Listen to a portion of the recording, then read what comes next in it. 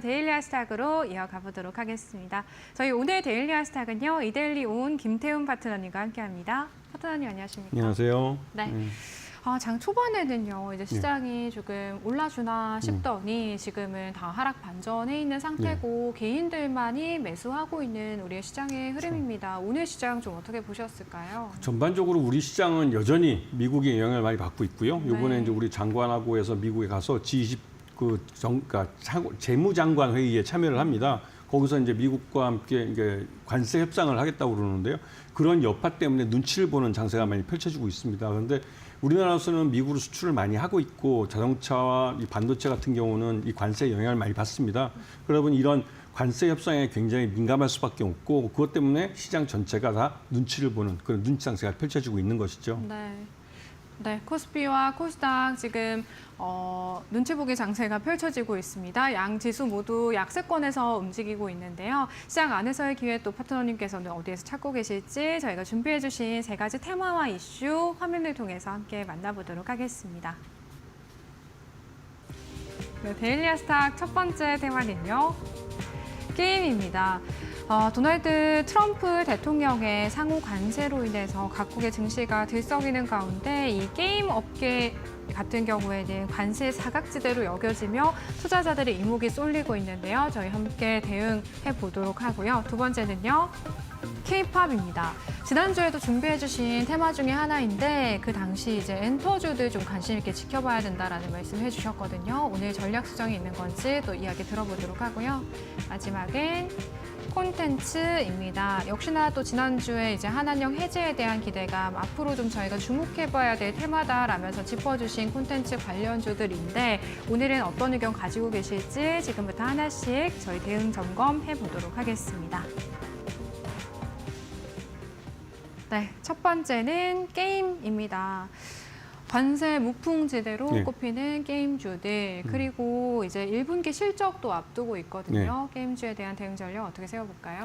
전반적으로 게임주는 저희들 우리나라에서 게임주 같은 경우 젊은 친구들이 많이 이제 복무하고 있고 그러다 보니 젊은 일자리하고도 연결되는 산업입니다. 그리고 실질적으로 우리나라 게임이 우리나라 내수 시장뿐만 아니라 전 세계를 상대로 해서 이 게임을 이제 런칭을 하고 판매를 하고 있기 때문에 전 세계를 상대로 한 그 산업이라고 할 수가 있죠. 그래서 이쪽 게임 쪽은 우리가 단순히 내수 시장을 볼 게 아니라 해외 시장을 많이 보셔야 되고 특히나 한한령 해제와 연결되는 건 중국 시장에 지난 몇 년 동안 우리 게임들이 제대로 접근을 못했습니다. 그런 부분 때문에도 이런 게임주에 대해서 다시 한번 새롭게 관심을 가지고 보셔야 되는데요. 지금 보시게 되면 이 게임주는 K 컨텐츠에 들어가는 그 산업입니다. 그러다 보니 지금 대선 후보들이 이 K 컨텐츠에 대해서 투자를 늘리고 또 국가 기관 산업으로 전략 산업으로 지정을 하겠다 이런 말들이 나왔습니다. 이거는 각종 세제 지원뿐만 아니라 각종 육성책을 정부가 내놓겠다는 것인데요.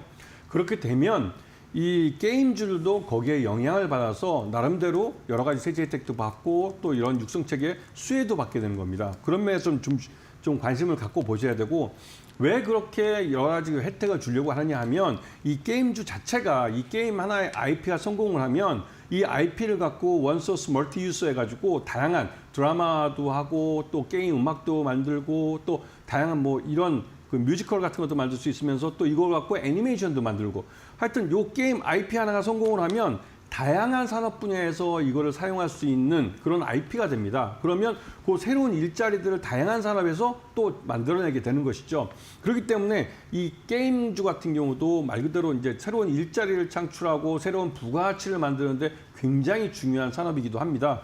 그런 면에서 많이 밀어주겠다는 거고 이번에 중국이 이 게임 판호를 재작년부터 조금씩 열어주다가 작년부터는 우리나라 그 게임 대기업들 뭐 에이스소프트나 뭐 여기 말했던 시프트업이나 이런 대기업들도 게임 판호를 주기 시작했습니다. 그 말뜻은 그 중국이라는 나라가 게임 산업을 자기들의 이제 산업을 보호하겠다고 해서 이제 이런 뭐 한한령 같은 걸로 접근을 우리 한국 게임 업체들 접근을 이제 규제를 하다가 이제 자기네 산업들이 어느 정도 경쟁력이 있다고 판단을 한 것이죠. 그래서 이 문호를 개방하는 건데 이건 대단히 그 중국주에서 오판을 하고 있는 겁니다. 왜냐하면 기존에 중국에서 발전한 게임들은 대부분 다 그 NC소프트의 리니지 라이크류의 게임들입니다.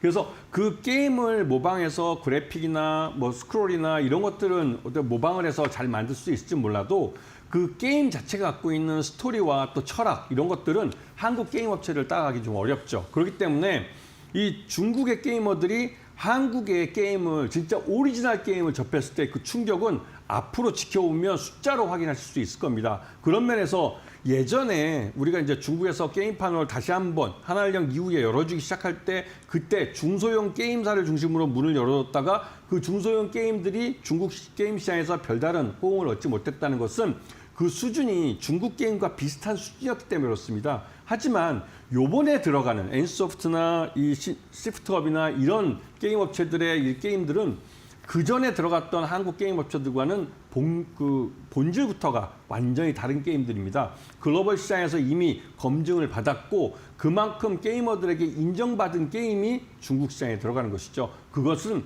중국 게이머들에게 충격을 뿐만 아니라 그들에게 진짜 오리지널 게임이 어떤 게임인지를 보여줄 그런 기회가 될 겁니다. 그건 곧바로 이런 게임 업체들의 실적과 바로 연결되는 것이죠. 그런 면에서 이 시프트업이라는 업체는 이번 5월 달에 중국에다가 승리의 여신 니케라는 가장 성공한 IP를 런칭을 합니다. 작년에 이제 게임판을 받았고 그동안 준비를 해서 5월 달에 이 중국 게임 시장에 본격적으로 런칭을 하는 건데요. 사전 이 예약자가 657만 명을 넘겼다는 소식입니다. 그만큼 시장에서 이 시프트업의 이 승리의 여신 니케라는 게임이 중국 시장에 진출했을 때에 대한 기대감이 굉장히 커진 상태죠. 그렇기 때문에 이런 시프트업 같은 그 게임 업체가 이 중국 시장에서 어떤 그 활약을 보일지 이런 부분을 기대감을 갖고 지켜보시면서 충분히 지금 파란색을 킬 때 저점에서 매수할 수 있는 기회를 가질 수 있을 겁니다. 주식투자는 지난주에도 제가 목요일날 출연해서 이제 그러니까 그 창투사들을 이제 설명을 드릴 때 파란색에 사서 빨간색에 파는 거라고 말씀을 드렸습니다. 지난주 목요일날 그 방송을 돌이켜 보시면 아시겠지만 그때 당시에 제가 방송할 때 창투사들 대부분 다 파란색을 켜고 있었습니다. 그때 말씀드린 게 오늘 뭐 빨간불을 켜고 있으면 단기로도 충분히 수익을 낼 수 있었고 장기로도 제가 그때도 말씀드렸지만 기승전 창투사라는 것처럼 이 게임 업체들, 그러니까 게임 업체들 마찬가지로 일자리와 관계된 것들이고 특히 청년 일자리와 관계되기 때문에 이런 면에서 게임 업체들은 수혜를 볼 수가 있다는 것이죠. 두 번째는 넥슨 게임즈입니다. 넥슨 게임즈 같은 경우는 우리나라에서 넥슨이라는 게임 회사는 가장 큰 게임 업체입니다. 이건 사람들이 이제 오해를 많이 하시는데 NC소프트나 뭐 크래프톤이 제일 큰 게임 업체인 줄 아시지만 사실은 넥슨이 가장 오래되고 가장 큰 게임 개발사입니다. 그렇기 때문에 이 회사는 넥슨 전체로 해서는 1분기에 벌써 매출 1조를 넘겼다는 말이 있을 정도로 실적이 굉장히 좋은 회사이고 중국에 대해서 이 그 계열사 중에 그러니까 스튜디오라고 하죠. 게임 개발사가 이미 작년부터 2023년부터 중국 게임판을 받으면서 중국 문을 꾸준히 두드리고 있습니다. 그 말뜻은 중국 시장에 대해서 누구보다 잘 알고 있다는 것이죠. 그리고 세 번째 게임 업체는 카카오 게임즈입니다. 근데 카카오 게임즈는 실적이 별로 좋지 않아요. 적자를 내는 기업인데도 제가 말씀드리는 이유는 지금 당장은 적자이고 이 회사가 갖고 있는 여러 가지 게임 런칭하고 있는 게임 중에 그 오딘 발랄라 라이징이라는 게 있는데요.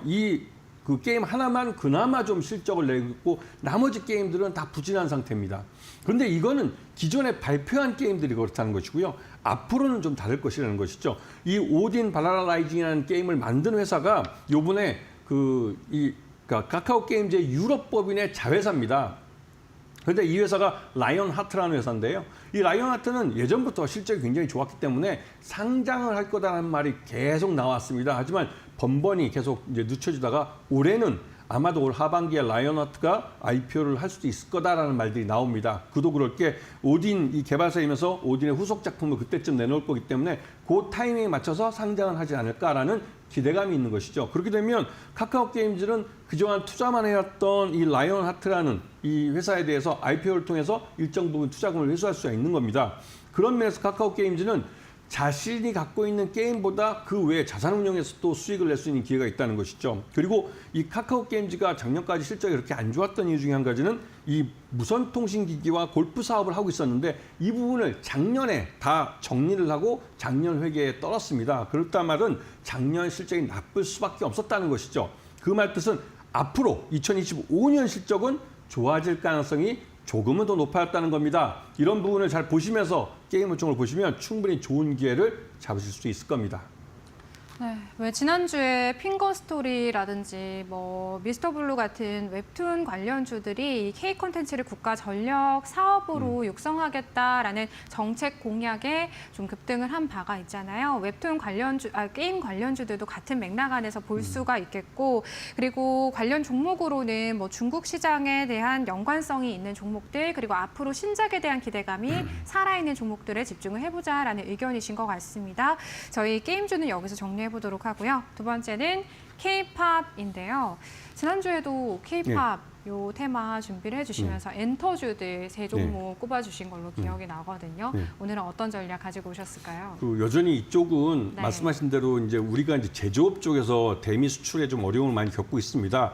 그리고 그런 부분이 앞으로 트럼프와의 이런 관세 협상이 계속되는 동안은 계속 어려울 가능성이 크고 그 불안감이 있다는 것이죠. 네네. 그럼 투자자들은 그걸 좀 회피해서 다른 쪽에서 이 관세에서 좀 부담이 없으면서 수익을 꾸준히 낼 수 있는 사업이 뭐 있냐 하면 바로 이런 컨텐츠 쪽입니다. 네네. 그 컨텐츠 쪽에서 이 K-팝은 중국도 지방정부가 나눠서 이 경기 부양을 위해서 좀 유치를 하고 싶어 하는 거예요.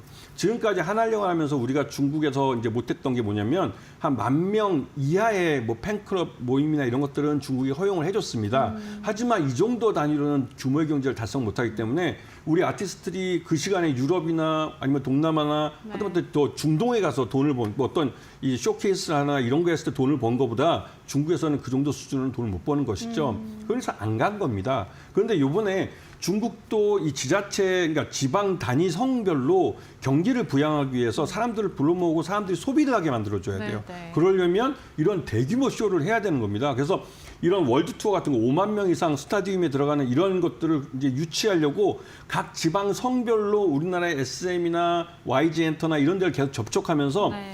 월드 투어에 중국을 넣어줬으면 하고 얘기를 하고 있다는 얘기가 소문에 이쪽 바닥에 들리고 있습니다. 그런데 이 부분은 중앙에서도 한한령 해제에 대한 명확한 신호를 줘야 성들이 움직일 수 있는 건데 이미 이 성들도 자기가 급하기 때문에 자기네 성의 그 중국의 성은 우리나라의 그 규모가 몇 배가 되고 인구도 굉장히 많습니다. 그다음에 그런 쪽에서 소비 진작을 해서 우리 K-팝 아티스트를 유치하려고 노력을 하고 있는 것이죠. 네. 그런데 보시게 되면 이번에 2025년은 우리나라 K-팝에 한 번 더 점프업하는 시기가 되는데요. 보시게 되면 블랙핑크나 BTS가 완전체로 컴백을 합니다. 그렇기 때문에 이러한 블랙핑크나 BTS가 없던 공백 기간 1, 2년 기간 동안 이런 팬들이 이런 아티스트를 만나고 싶어서 진짜 말 그대로 좀 안달이 나 있는 상태인데요. 여기에 월드 투어를 튀면서 이런 월드 투어를 발음이 어렵네요. 월드 투어를 가면서 이런 그 중국 시장에 대한 이런 월드 투어의 뭐 상하이나 아니면 베이징 같은 일성급 도시를 한두 개를 집어넣으면 그 자체가 중국 시장에 대한 한한령 해제에 대한 확실한 신호가 될 겁니다. 지금 제일 먼저 DOU라는 업체를 볼 수가 있는데요. DOU 같은 경우는 말 그대로 컨텐츠를 온라인을 통해서 팬들과 소통을 하면서 판매하는 회사입니다. 그렇기 때문에 DOU 같은 경우 우리나라 아티스트들이 직접 중국에 갈 필요가 없죠. 그래서 DOU 같은 경우는 곧바로 지금 현재도 중국에다가 여러 번 노크를 하고 있습니다. 그리고 중국 시장이 열리게 되면 DOU의 이런 컨텐츠, 팬들과의 소통을 하면서 컨텐츠를 판매할 수 있는 이런 플랫폼이 중국에 또 돈을 벌기 시작하는 것이죠. 그래서 이 DOU에는 SM이 최대 주주고 2대 주주로 JYP 엔터가 들어가 있습니다. 그래서 이 SM과 JYP 엔터의 아티스트의 그런 그 컨텐츠들이 올라가 있죠. 그래서 이런 부분에서 굉장히 좀 외국인 투자자들에도 어필을 하고 있고 외국인 투자자들이 DOU에 대해서도 꾸준히 지분율을 높이고 있는 그런 상황입니다. 두 번째는 YG 엔터인데요. YG 엔터는 이번에 그 신인 걸그룹 이 베이비몬스터가 런칭한 지 1년 만에 제대로 자리를 잡았어요. 그런데 이게 굉장히 중요한 게 이 엔터 업체 중에서 이런 그 걸그룹을 런칭했을 때 최소한 7년 계약을 해가는데 7년 계약 동안 1차 계약 기간 동안 이 엔터주는 말 그대로 돈을 법니다. 하지만 2차 계약 때부터는 이 엔터주에 있는 그 아티스트들이 더 많은 돈을 벌어가죠. 그런 부분이 좀 차이가 나고요.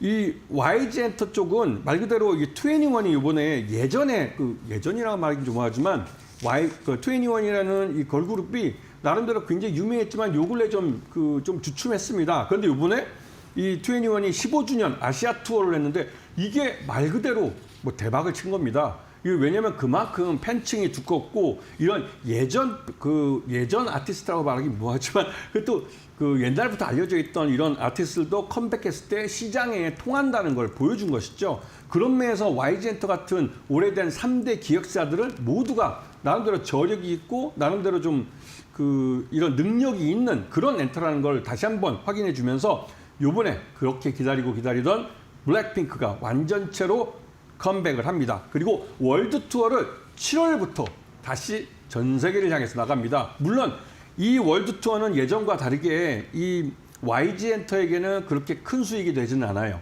하지만 YG 엔터가 블랙핑크라는 이런 슈퍼 IP를 갖고 있고 이 슈퍼 IP가 여전히 전 세계 시장에서 통한다는 걸 보여줄 수 있고 검증받는 자리이기도 합니다. 그러면서 이 베이비몬스터 같은 신인 걸그룹을 새로 만들거나 보이그룹을 만들어서 그 보이그룹이나 걸그룹을 통해서 또 새로운 수익을 창출해내는 것이죠. 이런 선순환이 우리나라 엔터업종에선 벌어지고 있는 겁니다. 그리고 세 번째는 큐브 엔터입니다. 큐브 엔터 같은 경우는 여자아이들이라는 메인 IP가 있는데요. 이 메인 IP도 7년 계약이 끝나고 두 번째 계약을 2024년도에 전 멤버와 모두 한 걸로 나왔습니다. 그리고 여기에 그 서브로 해서 젊은 요번에 이제 신규로 1주년 된 그 나우어데이즈 보이그룹인데요. 여기도 이제 1년차 런칭이 되면서 굉장히 활동을 활발하게 하고 있고요. 펜타곤이나 라이선 같은 그 그룹들도 나름대로 이제 활발하게 활동을 하고 있어서 큐브 엔터 같은 경우는 이 중국 시장이 하나량이 열릴 경우에는 중국 시장에서 여자아이들을 먼저 밀어넣고 나우데이가 뒤를 따라가면서 나머지 뒤에 서브로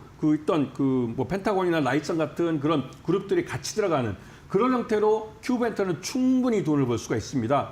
그런 면에서 이런 큐브 엔터도 그렇고 YG 엔터도 그렇고 앞에서 말씀드렸던 이런 그 엔터주들은 나름대로 지금 당장도 돈을 벌고 있고 앞으로도 돈을 벌 건데 중국이라는 그중에 열려있지 않던 시장 때문에도 실적 면에서 한 단계 점프업을 할 수 있는 그런 회사들이라는 걸 기억하시면서 이런 종목들에 대해서 관심을 좀 가지셔야 되는 겁니다.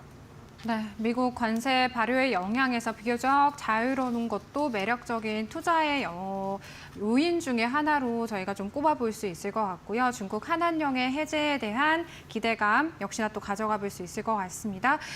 K-팝 엔터주 여전히 긍정의 의견 주셨고요. 관련 종목으로는 디어우유와 YG 엔터, 큐브 엔터 각 이 엔터사들의 IP와 관련해서 긍정적인 모멘텀 기대해 볼 수 있겠다라는 말씀으로 정리해 볼게요. 저희 마지막은 K 드라마인데요. 콘텐츠 안에서 이제 K 드라마라고 좀 꼽아주셨는데 네. 지난주에 이제 콘텐츠 이야기하시면서 에이스토리, 아티스트 스튜디오, 네. 쇼박스 이런 종목들 꼽아주셨잖아요. 여전히 동일한 의견이실까요? 그럼요. 이 컨텐츠들은 지금 당장 우리가 이제 전 세계를 상대로 많이 판매하고 있습니다. 네. 그런데 중국이라는 시장 자체가 어마어마하게 큰 시장이에요. 그 시장이 지난 한 7년 동안 닫혀 있다가 요번에 처음으로 이제 좀 제대로 열리게 되는 겁니다. 네. 그렇기 때문에 우리나라 이 엔터주들은 거기에 들어가서 그러니까 특히 이제 K 드라마 같은 경우는 한한령 7년 동안 작품 다 만들어 놓고 작품 개발비 다 뽑았습니다. 그리고 창고에 넣어놓은 거예요. 근데 이게 중국 시장에 새로 열리면서 그동안 중국 시장에 우리가 어둠의 경륜을 통해서 많이 알려지고 실제로 우리나라 유명했던 그런 드라마들이 뭐 댓글까지 달려가면서 중국에 몇백만 댓글이 달렸다 이런 뉴스가 나오지 않습니까? 네. 그게 한류 팬들 사이에서 그렇게 된 겁니다. 근데 중국의 지상파나 공중파 방송이나 위성 방송 같은 걸 통해서 정식으로 런칭이 되면 그 시장 자체가 어마어마한 거예요. 그리고 그런 걸 통해서 일반 중국인들에게 우리 한국 배우들이나 아티스트들에 대한 이미지가 좋게 될 경우에는 그 배우들이나 아티스트에 가서 광고를 찍게 됩니다. 광고가 우리나라 시장이 몇 배가 됩니다. 그러다 보니까 우리 엔터주들 같은 경우는 그런 데서 수익이 날 기회가 있었는데 접근을 못했던 거죠. 그런데 이게 열리기 때문에 이 시장은 오늘보다 내일이 더 기다려지고 내일보다는 올가을에 올가을인가요? 그때 에이펙 2025에 시진핑 중국 국가주석이 방한을 할 가능성이 크다고 봅니다. 방한을 해서 시진핑 국가주석이 우리나라에서 회의를 잘 끝내고 돌아간다면 이거는 한한령 해제에 대한 확실한 인식을 중국인들에게 주는 거예요. 중국말에 그런 말이 있습니다. 그 중국 정부에는 정책이 있다면 중국 인민들에게는 대책이 있다라는 말이 있어요. 그게 중국 정부가 좀 이상한 것들을 정부가 말도 안 되는 정책을 내놨을 때 중국 인민들이 그걸 제대로 받아들여서 그래 좋은 쪽으로 가져간다 이런 말 뜻이기도 하거든요. 그렇듯이 그 중국 정부가 이런 한한령 해제에 대한 명확한 답을 주지는 않지만 거기에 대해서 우리나라 기업들도 그렇고 거기에 대비를 하면서 이 시장에 돈을 벌 수 있는 사업 구조를 만들어가는 겁니다.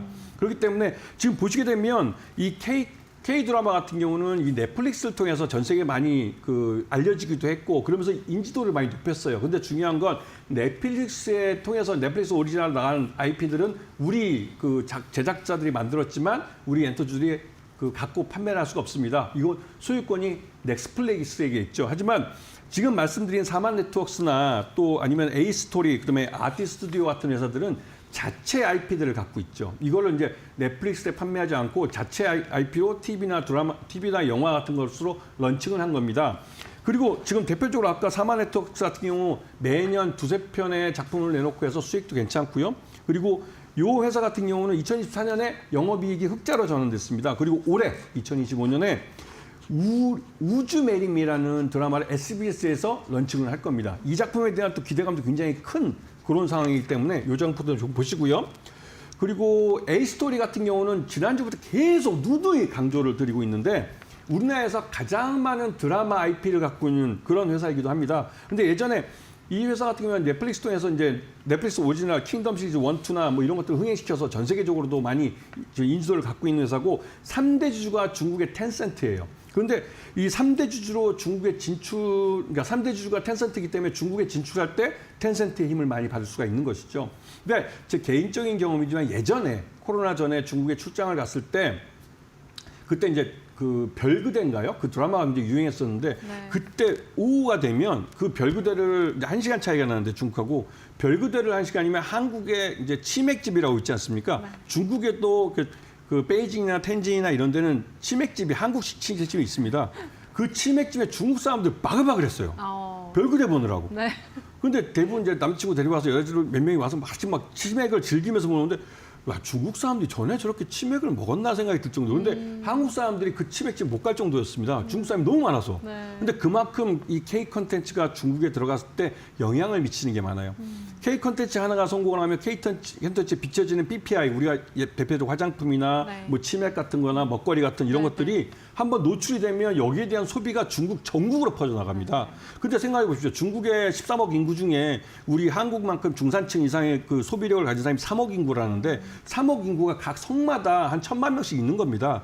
그들이 우리 제품을 소비해 준다 그러면 중국은 말 그대로 우리의 제2의 내수 시장으로서 제대로 제 역할을 해주는 거죠. 그때는 미국하고 이 관세 전쟁 걱정할 필요 없습니다. 중국 시장에서 다 우리 거 팔 수가 있거든요. 근데 그렇듯이 중국에 우리나라 이 IP 이런 그 드라마들이나 이런 것들이 진출한다는 게 굉장히 큰 의미를 갖고 있고 그다음에 아티스트 스튜디오 같은 경우 마지막으로 좀 말씀드리는데 여기는 최대 주주가 이정재 배우입니다. 그리고 이정재 배우가 얼마 전에 중국에서 목격됐어요. 중국 그 업체와 그 이런 그러니까 뭐랄까 합작 드라마인가요? 네. 이런 걸 만들기 위해서 협의를 하기 위해서 중국을 방문했다는 소문이 있습니다. 그리고 더더욱 중요한 건 오징어 게임 시즌 3가 6월 달에 오픈을 합니다. 그러면 이 이정재 배우 때문에 아티스트 스튜디오와 아티스트 그 유나이티드라는 이 업체 두 개는 굉장히 주가가 민감하게 움직였던 적이 있습니다. 그렇기 때문에 관심권에 두고 보시고 이 아티스트 스튜디오 같은 경우도 예전에 레몽레이는 업체이기 때문에 갖고 있는 작품들이 많습니다. 그 많은 작품들을 말 그대로 중국이 한한령을 해제하면 정상적인 루트로 수출을 할 수가 있어요. 그거는 말 그대로 잡수익으로 수익이 남는 것이죠. 그런 면에서 이런 K 드라마에 관련된 컨텐츠 업체들도 관심을 갖고 보셔야 되고 전반적으로 이 컨텐츠와 관련된 게임이나 뭐 애니메이션, 그다음에 드라마, K-팝 이런 쪽은 시간이 지날수록 중국 시장이 점점 열리면 열릴수록 우리 기업들에게는 새로운 기회가 되고 돈을 버는 그런 시장이 될 겁니다. 돈을 버는 기업들의 주가가 오른다는 걸 분명히 기억하시고 여기를 잘 관심 갖고 보시는 게 좋을 것 같습니다. 네, K 드라마 안에서는 또 사마 네트워크스와 A-스토리 아티스트 스튜디오 안에서 좀 기회를 찾아주셨습니다. 파토님 그렇다면 저희가 오후장 오늘 조금 시장이 지지부진하다 보니까요. 네. 시청자분들을 위한 오후장 전략 간략하게 좀 세워주신다면요. 말씀하신 대로 이제 네. 좀 이 시장은 눈치를 보고 있고 지금 현재 우리 협상단이 미국에 가 있기 때문에 네. 전반적으로 지금 제조업 쪽은 좀 약한 편입니다. 제조업 쪽은 불확실성이 크기 때문에 지금 보긴 좀 그렇고 지금 당장 보신다면 뭐 알래스카 파이프 그러니까 프로젝트 같은 경우는 이 요번에 협상단이 갔을 때 알래스카 프로젝트에 대해서 뭔가 좀 협의를 하고 올 가능성이 네, 네. 큽니다. 관련된 언론 보도가 나올 가능성이 크고 그래서 이쪽 종목들이 지금 급등을 했다가 가격 조정을 네. 좀 받고 있는데 그런 쪽을 좀 순환매 차원에서 보시는 것도 괜찮을 것 같고요. 뭐 이런 쪽. 네. 네, 그리고 네. 전반적으로 지금 시장에서 좀 눈치 방세를 보고 있기 때문에 제가 말씀드리는 지금 파란색을 띠는 이런 네. 컨텐츠 쪽을 관심을 갖고 보시면 지금 파란색에 산다 할지라도 네. 이 종목들은 지금 앞으로 돈을 벌 쪽이기 때문에 반드시 지금 현재 가격보다 높아질 가능성이 분명히 있다는 점입니다. 그리고 지난주에 말씀을 드렸지만 창수사 같은 경우 네네. 결국은 정부의 대선 공약이든 뭐든 나오든 그게 다 일자리와 연결되고 또 벤처기업 육성이나 이런 청년 일자리와 관계되기 때문에 기승전 창투사예요. 네. 그렇기 때문에 초보 투자자들도 다른 거에 뭐 투자하기 어렵다면 창투사들을 좀 봐주시는 게 좋을 것 같다는 생각이 들고 그런 면에서 좀 길게 보는 안목을 갖고 지금 시장을 보셔야지 지금 너무 반응이 짧게 잡긴 하겠지만 너무 짧은 식으로 샀다 팔았다를 반복하면 원금 손실을 보시게 됩니다. 그렇기 때문에 지금 같은 경우는 아예 물린다면 그냥 물려서 가는 게 낫습니다. 결국은 V자 반등으로 내가 손절매친 가격으로 곧바로 돌아오기 때문에 손절매친 다음에 다시 또 그 가격에 살려고 그러면 못 사는 분들이 많아요. 그렇기 때문에 지금은 물리는 것도 하나의 작전이다라고 말해줄 수 있는 겁니다. 네, 오늘 좀 기회를 열어주신 K-드라마 그리고 K-팝 이런 세 가지 테마 이외에도 LNG 프로젝트와 관련된 수혜를 기대해 볼 수 있는 종목들 그리고 지금 조정이 나오고 있는 종목들에 조금 더 집중을 해보자라는 파트너님 의견으로 오늘 데일리 아스닥 정리해 보도록 하겠습니다. 지금까지 이데일리 온 김태훈 파트너님과 함께했습니다. 파트너님 고맙습니다. 고맙습니다.